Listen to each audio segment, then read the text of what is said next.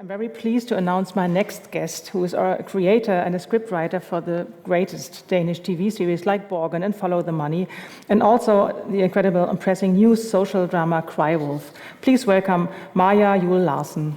Hello, live from, I think, Denmark somewhere. Thank you for joining us. Oh, wonderful. We just heard a lot of interesting things about Danish series in general, and now we can talk to you as a writer. How do you build your multidimensional female lead characters? What are the most important features for them? I think actually for my male and female characters, it's the same things that are important. I try to build characters that have both virtues and flaws. I try to build characters that have agency and something to strive for. And it's important for me that you don't have necessarily to sympathize with them, but you need to be fascinated by them.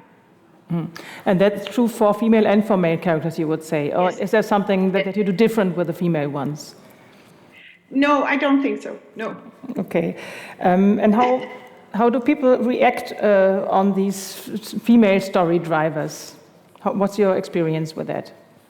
Well, I think they react very well, especially in these times. In Denmark, at least, I think actually most of the audience for TV shows and in the cinemas are actually women, which is interesting, being that there are still most men storytellers.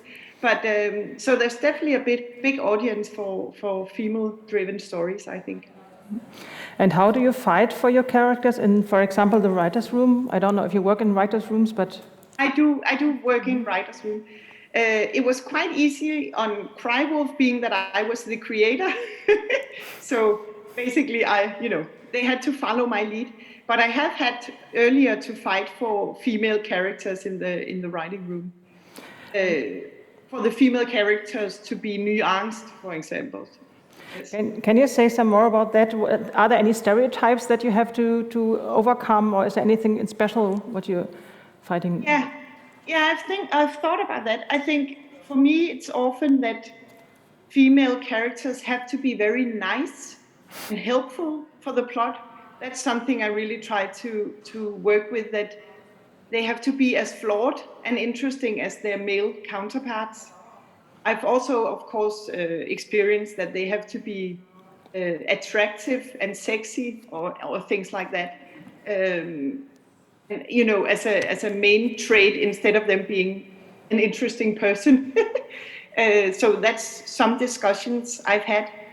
I've also had discussions about, could we make this character a female instead of a male? For example, to get in more female, different types of characters.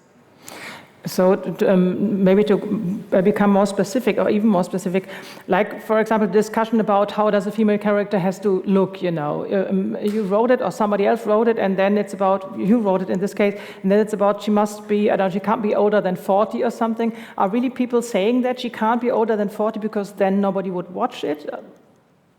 Actually, to be honest, I don't hear it that much in the writer's room, but I know it goes on in the casting room more. I've worked with a lot of quite nuanced male writers as well. But there's still often this fault that I said before, with the females being quite nice characters, that they have to be well behaved. That's something I've experienced quite a lot. And how do you pay attention to diversity, for example, with people of color or persons with disabilities or the LGBT community? Mm-hmm. For me, I think it's actually something we all have to be very alert about, because I think we all have blind spots. Mm-hmm. I think we've all been raised sexist and racist in some ways that we don't even see. So for me, it's very important also to be aware of my own blind spots and the director's blind spots, in that we always question, could this doctor be a young black female instead of an old white man, for example, or what I mean, could this nurse be a disabled old man instead of a young woman? And it's something I think we all have to pay attention to, because I think it's grown into all of us from childhood, basically, because we've all seen many stories the other way around throughout our lives.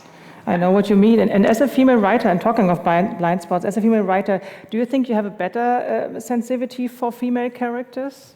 I think I have, probably for some certain aspects of being a woman, but I think we also have to be aware that it can be a quite dangerous route to take, that I can't, as a female writer, write interesting male characters and female characters. You know, stories are about human experience. I think that's the beauty of literature and film. And I think as a writer, I can write about someone being in prison, for example, without having experienced it myself. So in this discussion, we have to be aware, but we also have to understand that, for me, you know, we are writing about human experiences. And that can be written well by male or female, or yes, by all genders. When that is said, I do think that we definitely need a more diverse range of storytellers. Yeah. I absolutely agree with you. I think everybody should be allowed to write everything she or he or whatever wants, but still we need more diversity. Can you tell us something about your favorite positive example of your own female characters that you wrote? Or maybe just your favorite character, you know? Yeah. Right now, of course, I'm quite close to my female characters in Cry Wolf, my series, that are quite nuanced and flawed and interesting. I think it's a mother and a daughter who are the main characters. But being that it's a whodunit, I actually can't tell too much about what's going on with the characters, because there's a certain mystery in the series.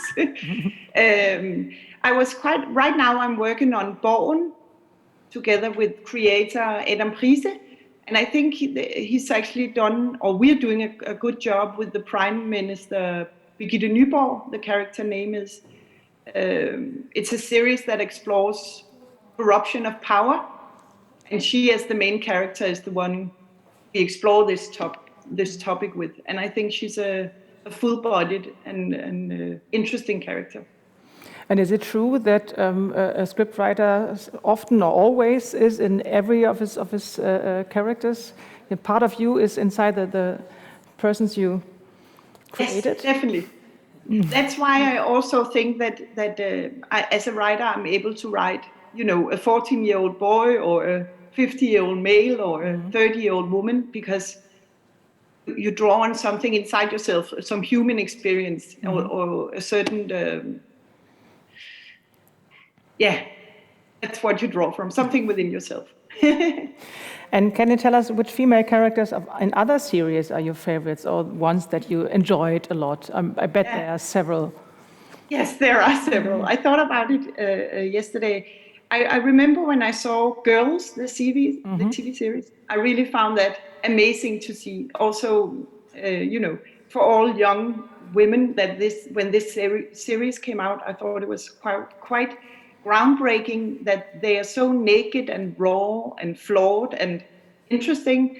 And of course, it's a series about being a girl, but it's much more nuanced than what we've seen earlier before that series. I also, at the moment, really enjoy Better Things, Pamela Adlon's series. It's also about being a woman in Hollywood, of course, about all these things that we are talking about. But also to mention a male writer, I really enjoyed Mad Men. I think the female characters in Mad Men are really interesting. Also, that they are in a time where they are completely unwoke as strong women. I think Betty Draper is very interesting. You know, she wants to be a pretty mother, and she's not really a quite good mother for her children. I think it's a really interesting portrait of a time where women were less woke. And Peggy's struggle in Mad Men as well, I find quite interesting. Yes, I know what you mean. I think it's the best thing about this show, that it shows female characters from a time that they were where nobody showed them, and still. Exactly. Exactly. It's wonderful. And I think they are actually, for me, they were more interesting than the male characters in the show. I thought it was really, really great. Do you think that that a TV show can help to change things in societies, maybe also raise awareness or make people think about certain things? Yes, I do actually think we have the power to do that. Together with, of course, what's going on politically. And I mean, we are able to be part of movements, I think. And I think it's very important that children from a young age see a diverse range of characters. I have a small son who's 4, so we watch a lot of TV shows for children, and it's still amazing when you see, or it's appalling when you see old TV shows, how gender stereotypes they are. So I think there's a very important battle in that, and I think it does affect the world. Yes, definitely. And do we have an example for that? Maybe a show that had an influence on maybe the Danish society? Yeah, actually, I'm working on Borgen as well right now, so it's on top of my mind. But it has done some very interesting things. It came out before we elected our first female prime minister, and I think it did something good for her along the way. And also, Borgen is it's had a really big success out in the world, and it's traveled to countries where there's not a lot of diversity in the governments. And I think it's done a really great job at provoking a female prime minister.